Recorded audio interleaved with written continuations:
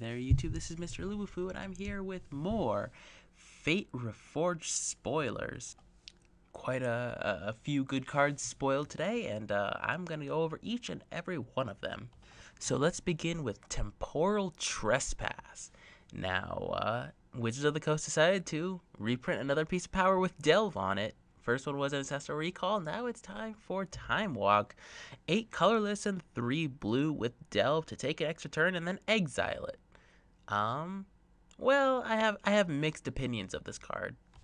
See, being able to delve, like Treasure Crews are able to delve 7, after a little bit of while in these sort of constructed formats. But being able to delve 8 and then have to pay 3 and then exile it as well, it's a lot of mana to get a Time Walk, or it's a lot of investment. So you can't exactly jam 4, I don't think, into the same deck, because Delve 8 requires a lot of work. You have to have something else there. I think it's certainly a very powerful effect if you're able to get a blue Time Walk, of course, but there has to be something else, I feel, for it to truly like step out in the way Treasure Cruise or Dig Through Time has. Next we have Timor War Shaman. 6 mana 4/5. When it enters the battlefield, manifest the top card of your library. Whenever a permanent you control is turned face up, if it is a creature, you may have it fight target creature you don't control. So this guy really rewards you for playing, big either morphs or creatures in general. This is one of the pre-release pack rares. We're going to be going over all 5. So this is the first of the 5 pre-release pack pre-release intro packs. So I think it's like fine for limited. It's okay. I mean, it's a 4/5 for 6 that manifests a card, so it's a 4/5 and a 2/2 for 6, which is not unreasonable. So it's okay. Certainly, if you're able to get upside from its second ability, it certainly could be a very powerful effect. Next, we have Archfiend of Depravity. So it's a 5 mana 5/4 flyer, which already by itself quite strong for limited. And at the beginning of each opponent's end step, that player chooses up to 2 creatures, then sacrifices the rest. Which, in addition to having some fantastic flavor text, is a very, very powerful card. Especially, in limited already.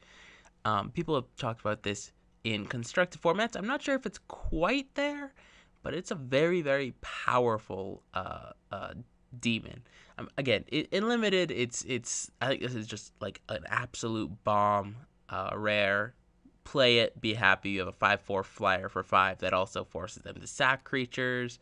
They have to deal with it. Very powerful card. I really like it for limited. Constructed, I'm not sure if it's quite there, but it's certainly strong enough that it might be there. It certainly helps deal with very complicated board states. Next we have Dragon Scale General. It's a 4 mana 2/3 that at the beginning of your end step, bolster X, where X is the number of tapped creatures you control. I'm not sure what to think of it, really. You certainly, unless you have an instant speed removal spell, you at least will be able to get one trigger off it. The question is how many tapped creatures will you have? Will you have plenty of Outlast creatures, which will do synergy with it? Have you gotten some good attacks in? And you might get 1 or 2 counters, perhaps, maybe even 3. And if you're able to get 3 counters on your Swellest Guy, that could certainly be a very powerful effect if it lives another turn at least. I think it's okay.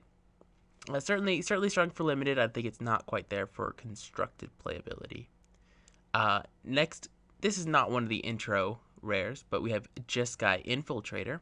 It's a 3 mana 2/3, which, as I said last episode, is not bad for this sort of limited environment because there's so many morphs and other 2/2s that just randomly show up.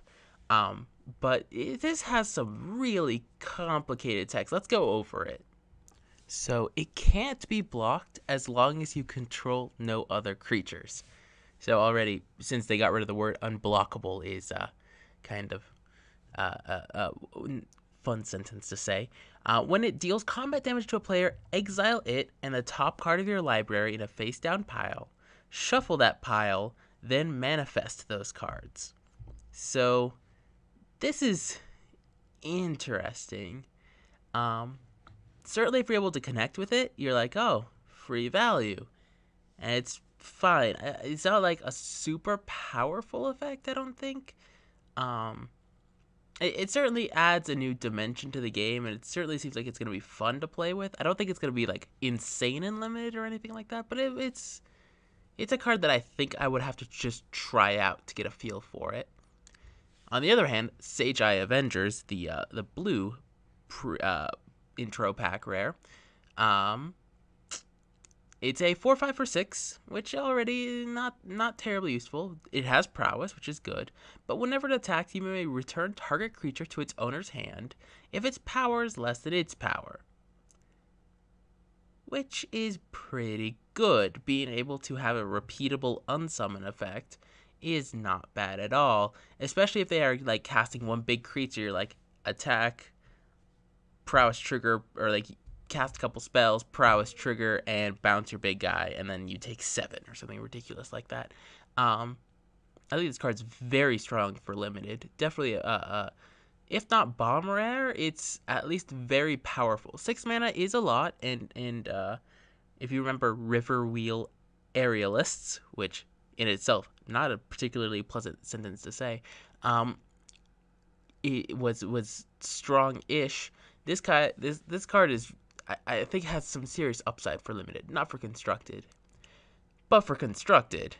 We've got Soulfire Grandmaster, and oh boy, I just set off my mic with that because I'm excited. We've got the ultimate upside bear. So it's a 2/2 lifelink for 2. That instant and sorcery spells you control have lifelink. And for 2 colorless hybrid blue-red, the next time you cast an instant or sorcery spell from your hand this turn, put that card into your hand instead of into your graveyard as it resolves. So by itself, it makes Lightning Strike, Lightning Helix. It makes Stoke the Flames, Stoke the Helix. It makes Jeskai Charm, Jeskai Helix. Like, I could keep going like this, guys. It's not that hard. Basically, giving all your spells lifelink is a powerful effect for these sort of like burn. I mean, for burn in general. I think Soulfire Grandmaster plays very well with Stoke the Flames and this sort of Jeskai, the Jeskai burn deck that's been running around, or Jeskai tokens, or anything like that. I think this card is very, very, very strong. Certainly, you could tell is one of the chase mythics of the set. Very pushed card. I look forward to seeing it and see some constructed play at least, or people at least trying it. But it certainly can be a very, very, very, very powerful effect. I'm excited to see. I'm excited to see where this goes, because even without the last ability, which the last ability makes it relevant in late game, which is kind of funny because that's the always downside is if you're casting a 2/2 bear on turn 2, well, you know, what happens if you draw it on turn 8 or 10, right? It's not as powerful. But here, so good. I'm so excited. I just want a foil of this is gorgeous. I can imagine. I'm excited for this card. This card is very I'm so happy. I don't know. I just really enjoy this card. Let me know what you guys think in the comments down below. Thank you all for watching. Rate, comment, subscribe, and I'll see you guys next time.